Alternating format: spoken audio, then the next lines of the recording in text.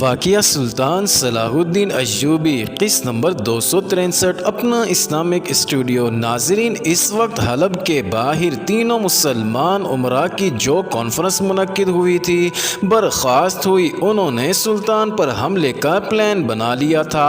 زیادہ تر عقل صلیبی مشیروں کی استعمال کی گئی تھی۔ انہوں نے یہ بھی طے کیا تھا کہ تینوں فوجوں کی ترتیب کیا ہوگی۔ حملے کے لیے گمشتگین کی فوج کو آگے رکھنا تھا۔ اس کے پہلوؤں کی حفاظت کی ذمہ داری حلب کی فوج کی تھی، اور پہلے حملے کے بعد دوسرا حملہ جو سلطان صلاح الدین ایوبی کے جوابی حملے کو روکنے کے لیے کرنا تھا، سیف الدین کے سپرد کیا گیا تھا۔ ناظرین، سیف الدین نے اس متحدہ محاذ کو یہ دھوکہ دیا کہ وہ اپنی فوج کا ایک حصہ اپنے بھائی عز الدین مسعود کی کمان میں چھوڑ آیا تھا۔ ناظرین، مشترکہ کمان کو اس نے یہ بتایا تھا کہ یہ محفوظ ہے، جسے وہ ہنگامی حالت میں استعمال کرے گا، مگر اپنے بھائی کو اس نے کہا تھا کہ وہ حلب اور حران کی فوجوں کی کیفیت دیکھ کر آگے آئے۔ اگر جنگ کی حالت ہمارے خلاف ہو گئی تو محفوظہ کو موصل کے دفاع میں استعمال کیا جائے، اور اگر جوابی حملے میں شریک ہونا ہی پڑا تو یہ شرکت ایسی ہو کہ موصل کا اور اپنے مفاد کا زیادہ خیال رکھا جائے۔ ناظرین، ماہ رمضان شروع ہو چکا تھا۔ ان تینوں فوجوں میں اعلان کر دیا گیا تھا کہ جنگ کے دوران روزے کی کوئی پابندی نہیں۔ 3-4 روز بعد تینوں افواج اپنے اپنے شہر سے کوچ کر گئیں۔ انہیں قرون حمات کے قریب آ کر اکٹھے ہونا اور حملے کی ترتیب میں آنا تھا۔ ناظرین، اس کوچ سے 2 روز پہلے سلطان صلاح الدین ایوبی اپنی مورچہ بندی دیکھ رہا تھا، جس سے اسے اطلاع ملی کہ حران سے 2 سالار مفرور ہو کر آئے ہیں اور ان کے ساتھ ایک لاش ہے۔ ناظرین، سلطان صلاح الدین ایوبی نے گھوڑے کو اینٹ لگا دی۔ وہاں جا کر وہ گھوڑے سے کود کر اترا اور دونوں سالاروں کو گلے لگایا، پھر دونوں سپاہیوں سے گلے ملا۔ یہ دونوں اس کے نامور چھاپہ مار جاسوس تھے۔ ناظرین، کماندار بھی اس کا جاسوس تھا اور ایک عرصے سے گمشتگین کی فوج میں تھا۔ سلطان صلاح الدین ایوبی نے لاش کے گالوں کا بوسہ لیا اور حکم دیا کہ لاش دمشق بھیج دی جائے اور شہیدوں کے قبرستان میں دفن کی جائے۔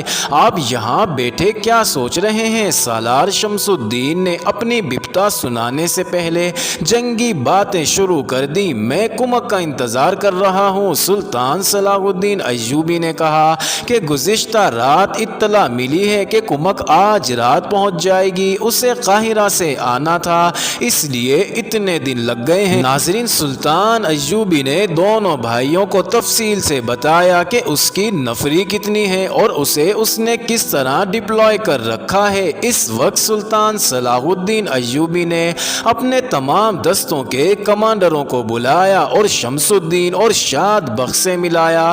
پرانے افسر دونوں کو جانتے تھے۔ سلطان صلاح الدین ایوبی نے دونوں سے کہا کہ وہ اس کے کمانڈروں کو بتائیں کہ جو افواج حملہ کرنے آ رہی ہیں ان کی جنگی اہلیت کیسی اور جذباتی کیفیت کیا ہے۔ انہوں نے بتایا کہ فوج بہرحال فوج ہوتی ہے، دشمن کو اناڑی اور کمزور سمجھنا ایک جنگی لغزش تصور کی جاتی ہے۔ یہ نہ بھولیں کہ یہ مسلمان افواج ہیں جن کے سپاہی پیٹھ دکھانے کے عادی نہیں۔ سپاہیوں میں عسکری روح موجود ہے، وہ پورے جوش و خروش سے لڑیں گے۔ ان کے ذہنوں میں یہ ڈالا گیا ہے کہ آپ لوگ درندے، وحشی اور عورتوں کے شکاری ہیں، اور سلطان صلاح الدین ایوبی اپنی سلطنت کو وسعت دینے آیا ہے۔ صلیبیوں نے ان کے دلوں میں آپ کے خلاف نفرت بھر رکھی ہے۔ ناظرین، سالاروں نے بتایا کہ جہاں تک ان کی قیادت کا تعلق ہے وہ قابل تعریف نہیں، ان میں کوئی بھی سلطان صلاح الدین ایوبی نہیں۔ سیف الدین اور گمشتگین اپنے ذاتی مفاد کے لیے لڑنے آ رہے ہیں، دونوں اپنے حرم اور شراب کے مٹکے ساتھ لائیں گے۔ ہماری جگہ گمشتگین اپنی فوج کی کمان خود کرے گا۔ یہ قیادت فوج کو طریقے سے لڑا نہیں سکے گی، پھر بھی آپ کو محتاط ہو کر لڑنا پڑے گا۔ وہ آپ کو ان پہاڑیوں میں محاصرے میں لینا چاہتے ہیں۔ تینوں فوجوں کی کمان مشترک ہو گئی ہے، لیکن وہ دل سے متحد نہیں۔ یہ باتیں ہو ہی رہی تھی کہ خطیب ابن المخدوم، صاعقہ قید خانے کا عہدیدار اور ایک جاسوس پہنچ گئے۔ ناظرین، وہ راستہ بھول گئے تھے، اس لیے دیر سے پہنچے۔ سلطان صلاح الدین ایوبی کو معلوم تھا کہ خطیب اس کا حامی ہے اور وہ موصل میں اس کے جاسوسوں کی رہنمائی اور نگرانی کرتا رہا ہے۔ سلطان صلاح الدین ایوبی نے اسے بھی اجلاس میں شامل کر لیا اور اسے کہا کہ وہ موصل کی فوج کے متعلق کچھ بتا۔ وہ امیر اپنی فوج کو کس طرح لڑائے گا جو شراب اور عورت کا رسیا ہو اور قرآن سے فال نکال کر فیصلے کرتا ہو؟ خطیب نے کہا، جس کے سینے میں ایمان ہی نہیں وہ میدان جنگ میں زیادہ دیر نہیں ٹھہر سکتا۔ اس نے مجھ سے کہا کہ میں قرآن سے فال نکال کر بتاؤں کہ سلطان صلاح الدین ایوبی کے خلاف جنگ میں اسے فتح ہوگی یا شکست۔ میں نے اسے بتایا کہ چونکہ اس کا یہ اقدام قرآنی احکام کے خلاف ہے اس لیے اسے شکست ہوگی۔ اس نے مجھے قید خانے میں ڈال دیا۔ وہ قرآن کو جادو کی کتاب سمجھتا ہے۔ میں آپ کو قرآن کی کرامات سناتا ہوں۔ میرا فرار قرآن کی بدولت ممکن ہوا ہے۔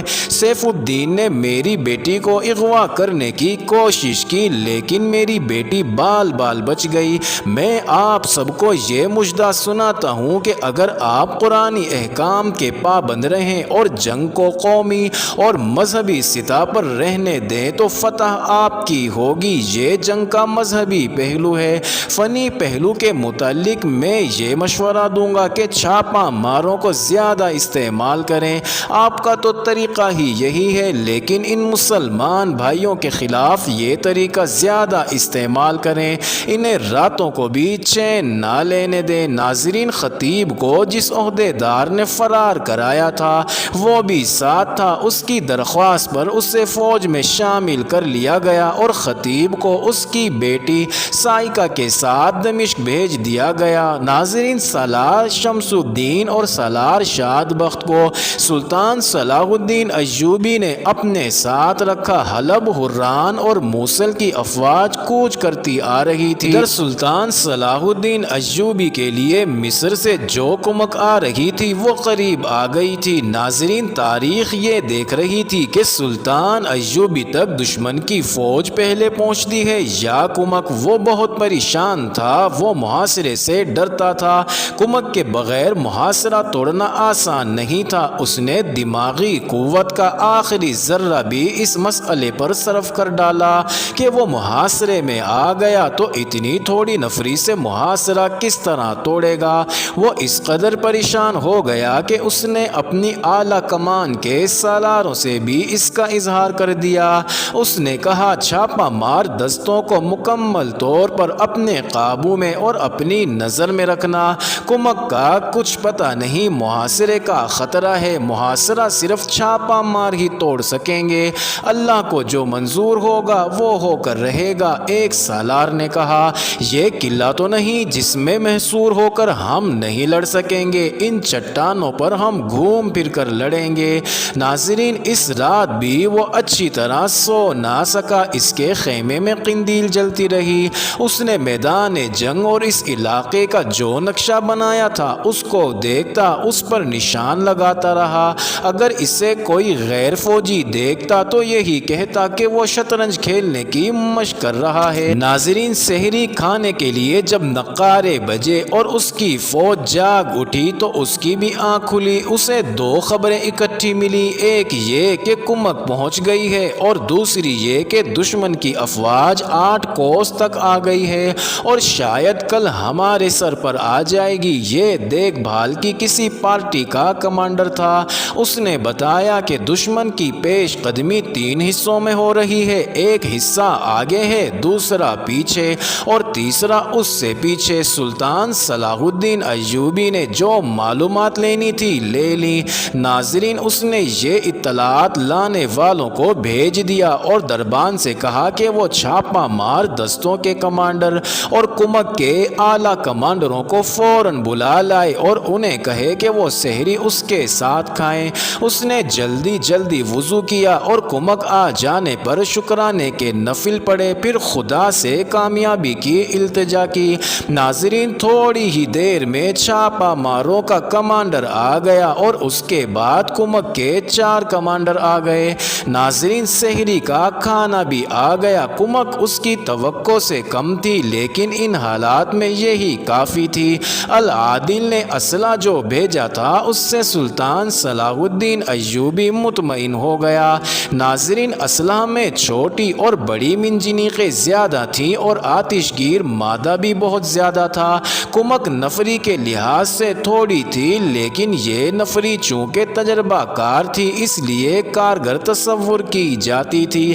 البتہ یہ دشواری نظر آ رہی تھی کہ اس فوج اور گھوڑوں کو پہاڑی لڑائی کا تجربہ نہیں تھا۔ ناظرین، اتنے میں انٹیلیجنس کا سربراہ حسن بن عبداللہ بھی آ گیا۔ اس نے بتایا کہ حلب سے اپنا ایک جاسوس آیا ہے جس نے یہ معلومات دی ہیں کہ صلیبیوں نے اس مشترکہ لشکر کو تیروں اور کمانوں کا ذخیرہ، آتش گیر مادے کے مٹکے اور 500 گھوڑے بھیجے ہیں۔ ناظرین، جاسوس نے یہ بھی بتایا کہ وہ پیش قدمی کے بعد آیا ہے، اس لیے اس نے دیکھا ہے کہ یہ مٹکے اونٹوں پر لاد کر لائے گئے ہیں۔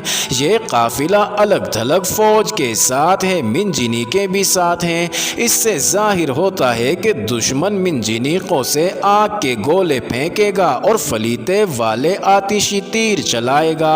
ناظرین، سلطان صلاح الدین ایوبی نے چھاپا مار دستوں کے اعلیٰ کمانڈر سے کہا، تمہیں سب کچھ بتایا جا چکا ہے، اپنا کام تم جانتے ہو، اب پہلے منصوبے میں یہ ترمیم کر لو کہ جب تک دشمن حملہ نہ کرے اس پر کہیں بھی شب خون نہ مارنا۔ اطلاع کے مطابق وہ سیدھا قرون حمات کی طرف آ رہا ہے، شب خون مارو گے تو اس کی رفتار سست ہو جائے گی۔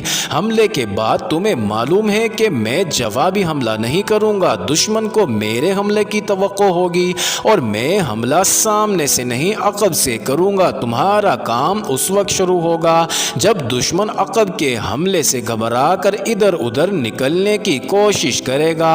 ان پہاڑیوں میں سے دشمن کا ایک بھی سپاہی نکل کر نہ جائے، زیادہ سے زیادہ قیدی پکڑو۔ وہ مسلمان سپاہی ہیں، تمہاری قید میں آئیں گے تو حق اور باطل کو سمجھ جائیں گے۔ یہی میری منشا ہے، ہمارے مقابلے میں آ کر ہمارے تیروں سے اور ہماری تلواروں سے جو مرتا ہے اسے مرنے سے میں روک نہیں سکتا۔ تمہارے سامنے یہ اطلاع آئی ہے کہ دشمن آتش گیر مادے کے مٹکے لا رہا ہے، ہونا تو یہ چاہیے کہ صحیح حالت میں ہمارے قبضے میں آ جائے، لیکن ان سے تم ایک فائدہ اٹھا سکتے ہو۔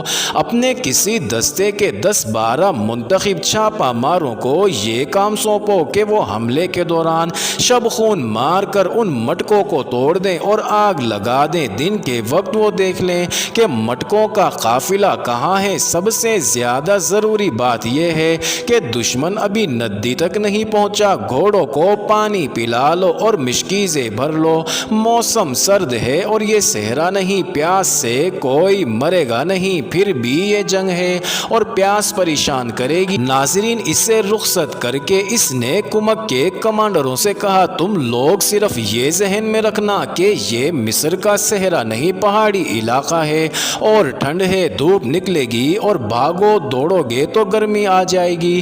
یہاں تمہیں ضرب لگاؤ اور کسی اور طرف نکل جاؤ کا موقع ضرور ملے گا، تمہیں اس کی تربیت دی گئی ہے، لیکن یہاں خیال رکھنا کہ تمہارے لیے زمین محدود ہے، صحرا میں تو کئی کوس کا چکر کاٹ کر دشمن کے اوپر آ سکتے ہو اور تمہیں اپنی چال دہرانے کے لیے لامحدود میدان مل سکتا ہے۔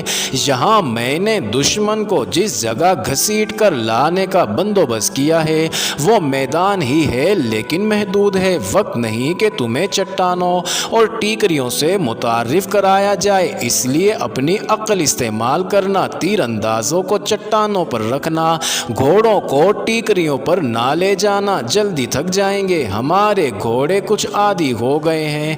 ناظرین، اس نے کمک کو محفوظہ کے طور پر رکھ لیا اور کمانڈروں کو اپنی اعلیٰ کمان کے سالاروں کے سپرد کر دیا۔ ان سالاروں کو جنگ کا پلان دیا جا چکا چکا تھا۔ معزز ناظرین، یہ انٹرسٹنگ ویڈیو جاری ہے، اگلی ویڈیو قسط نمبر 264 میں دیکھنا مت بھولیے گا۔